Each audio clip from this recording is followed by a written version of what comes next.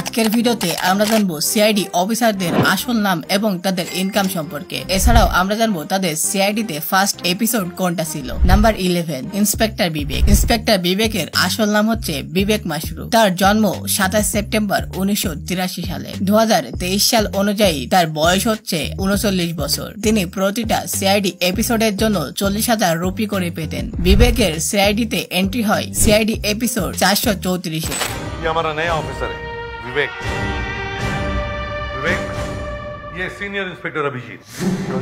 Number 10, sub inspector Pankaj. পঙ্কজের আসল নাম হচ্ছে অজয় নাগরা। তার জন্ম 16 ফেব্রুয়ারি 1986 সালে। 2023 সাল অনুযায়ী তার বয়স হচ্ছে 37 বছর এবং তিনি প্রতিটা সিআইডি এপিসোডের জন্য 50,000 রুপি করে পেয়ে থাকেন। তার সিআইডি তে ফার্স্ট এন্ট্রি হয় সিআইডি एपिसोड 901। 2 नए जवान ऑफिसर्स का सीआईडी में ट्रांसफर करना पड़ा। अंदर आ जाओ।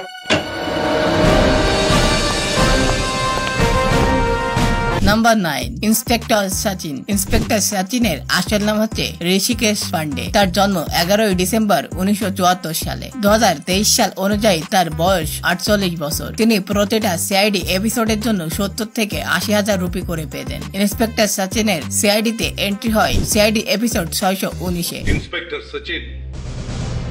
Sir, hello Sachin. Hi sir. Sir CID में आके मैं बहुत एक्साइटेड हूँ सर। Number 8, doctor Salunkhe. ডক্টর সালুকের আসল নাম হচ্ছে নরেন টাগুতা। ডক্টর সালুকের জন্ম 21 জুলাই 1962 সালে। 2023 সাল অনুযায়ী তার বয়স হচ্ছে 61 বছর। ডক্টর সালুকে প্রতিটা এপিসোডের জন্য 40 থেকে 50,000 রুপি করে পেতেন। ডক্টর সালুকের সিআইডি তে এন্ট্রি হয় সিআইডি এপিসোড 25 এ। लेकिन डॉक्टर साहब आप इतनी जोर से क्यों चिल्ला रहे हैं? शायद मरने वाला भी इतनी जोर से चिल्लाया होगा इसी पे। Number 7, inspector Shreya. শ্রেয়ার আসল নাম হচ্ছে জানবি চেডা। তার জন্ম 29 ফেব্রুয়ারি 1984 সালে। 2023 সাল অনুযায়ী তার বয়স হচ্ছে 39 বছর। শ্রেয়া প্রতিটি এপিসোডের জন্য 40,000 রুপি করে পেতেন। শ্রেয়ার ফার্স্ট সিআইডি তে এন্ট্রি হয় 842 এপিসোডে। हमारे नए सीआईडी ऑफिसर्स हैं।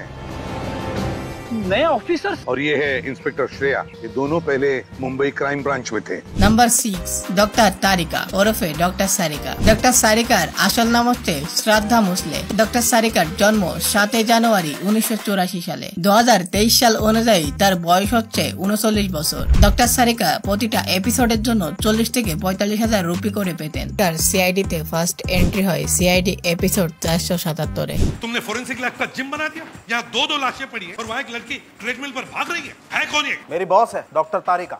Number 5, sub inspector Fredericks. ফ্রেডির আসল নাম হচ্ছে দীনেশ ফাডনিস। তার জন্ম 2 নভেম্বর 1966 সালে। 2023 সাল অনুযায়ী তার বয়স হচ্ছে 56 বছর। তিনি প্রতিটা এপিসোডের জন্য 70 থেকে 80,000 রুপি করে পান। ফ্রেডরিক্স এর ফার্স্ট সিআইডি তে এন্ট্রি হয় এপিসোড 5 এ, কিন্তু সিআইডি অফিসার হিসেবে না, সাধারণ অভিনেতা হিসেবে অভিনয় করেন। পরে তাকে সিআইডি অফিসার হিসেবে নেওয়া হয় সিআইডি এপিসোড 9 এর পর থেকে এবং তার ফ্রেডরিক্স নাম দেওয়া হয় এপিসোড 50 এর পর থেকে। Number 4, sub inspector Purvi. পুরবীর আসল নাম হচ্ছে আনসা সাহেদ। তার জন্ম 16 জুলাই 1988 সালে। 2023 সাল অনুযায়ী তার বয়স হচ্ছে 35 বছর। পুরবীর ফার্স্ট সিআইডি তে এন্ট্রি হয় সিআইডি এপিসোড 746 এ। ये हमारी नई साथी है पूर्वी। क्या नई साथी? CID officer Purvi. Freddy. Number 3, ACP Pradyuman. এসিপির আসল নাম হচ্ছে শিবাজি ছাটাম। তার জন্ম 21 এপ্রিল 1950 সালে। তিনি প্রতিটা এপিসোডের জন্য 1 থেকে 5 লাখ টাকা নিয়ে থাকেন। এসিপি প্রদ্যুমান সিআইডির প্রথম এপিসোড থেকেই আসেন। Number 2, senior inspector Abhijeet. অভিজিতের রিয়েল নাম হচ্ছে আদিত্য শ্রীবাস্তব। তার জন্ম 21 জুলাই 1968 সালে। 2023 সাল অনুযায়ী তার বয়স 55 বছর। তিনি প্রতিটা এপিসোডের জন্য 80,000 রুপি থেকে 1 লাখ রুপি পেয়ে থাকেন। অভিজিতের ফার্স্ট সিআইডি তে এন্ট্রি হয় ফ্রেডরিক্স এর মতোই সাধারণ একজন অভিনেতা হিসেবে 39 এপিসোডে, যেটাতে তিনি ক্রিমিনাল হিসেবে অভিনয় করেন। পরে 73 এপিসোড থেকে তাকে সিআইডি ইন্সপেক্টর হিসেবে অ্যাড করা হয়। নাম্বার 1, দয়া। দয়ার আসল নাম হচ্ছে দয়া আনন্দ শেট্টি। তার জন্ম 11 ডিসেম্বর 1969 সালে। 2023 সাল অনুযায়ী তার বয়স 53 বছর। তিনি প্রতিটা এপিসোডের জন্য 85,000 রুপি থেকে 1 লাখ রুপি পেয়ে থাকেন। দয়ার ফার্স্ট সিআইডি তে এন্ট্রি হয় सीआईडी एपिसोड 15। इसीलिए मिस्टर अनुज, हम फिर कहेंगे, आप डरिए मत।